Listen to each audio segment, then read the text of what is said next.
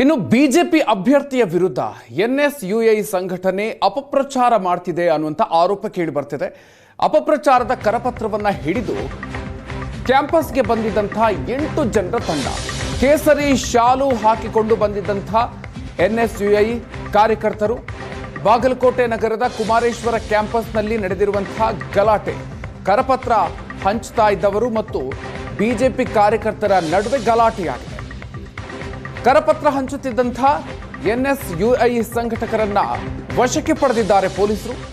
CCTV ದೃಶ್ಯಾವಳಿಯನ್ನು ಆಧರಿಸಿ ಬಂಧನ ಮಾಡಬೇಕು ಅಂತ ಬಿಜೆಪಿ ಕಾರ್ಯಕರ್ತರು ಆಗ್ರಹಿಸಿದ್ದಾರೆ. ಕರಪತ್ರವನ್ನು ಹಂಚುತ್ತಿದ್ದಂಥ ಓರ್ವ ಯುವಕನನ್ನ ಬಿಜೆಪಿ ಕಾರ್ಯಕರ್ತರು ಹಿಡಿದಿದ್ದಾರೆ.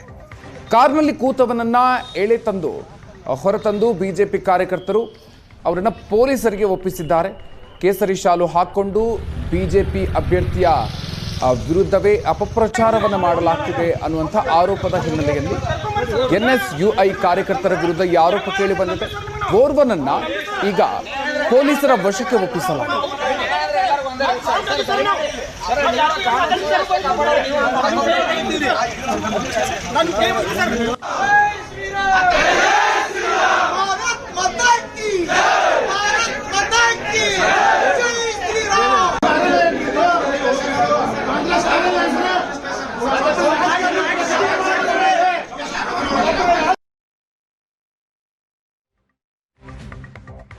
ಎನ್ಎಸ್ಯುಐ ಅಂತ ಹೇಳಿ ಕೇಸರಿ ಶಾಲನ್ನ ಹಾಕೊಂಡು ಬಂದು ನಮ್ಮ SNMC ಕ್ಯಾಂಪಸ್ ಒಳಗೆ ಬಂದ್ರು.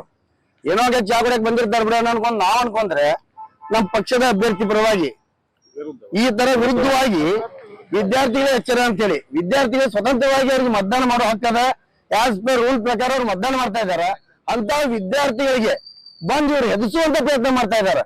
ನೀವು ಓಟ್ ಹಾಕಿದ್ರೆ ನೋಡ್ರಿ ನಿಮ್ನ ಅರೆಸ್ಟ್ ಮಾಡಿಸ್ತಾರ, ನಿಮ್ನ ಇಲ್ಲಿ ನೀವು ಓಟ್ ಹಾಕ್ಬೇಡ್ರಿ ಮಾಡ್ಬೇಡ್ರಿ ಅಂತ ಹೇಳಿ ಈ ತರ ಕರಪತ್ರ ಪ್ರಿಂಟ್ ಮಾಡ್ಕೊಂಡ್ ಬಂದಾರ. ಇವ್ರು ಕರಪತ್ರ ಪ್ರಿಂಟ್ ಮಾಡಕ್ ಕೊಟ್ಟವ್ರು ಯಾರು? ಇಲ್ಲಿ ಎನ್ಎಸ್ಯುಐ ಅಧ್ಯಕ್ಷ ಅಂತ ಹೋದ್ರೆ ಅರೆಸ್ಟ್ ಆಗಿ ಕೊಟ್ಟಿದ್ದಾನ ವಿಜಯ್ ಅಂತ ಹೇಳಿ, ಅವ ಅಧ್ಯಕ್ಷ ಅದರದ್ದು. ಅವ್ರದ್ದು ಪೂರ್ತಿ ಬಳ್ಳಾರಿಯಿಂದ ಇವ್ರು 17ರಿಂದ 18 ಜನ ಅಲ್ಲಿ ಬಂದಾರ. ಇವಾಗ ಒಳಗೆ ಕುಂತವ್ರ ಜನ 6 ಜನ ಮಾತ್ರ ಕುಂತಾರ. ಇನ್ನು ಎಷ್ಟು ಜನ ಅದಾರ ಅಷ್ಟನ್ನು ಹೊರ ತರಬೇಕು. ಮತ್ತೆ ಈ ತರ ಮುದ್ರಣ ಮಾಡಕ್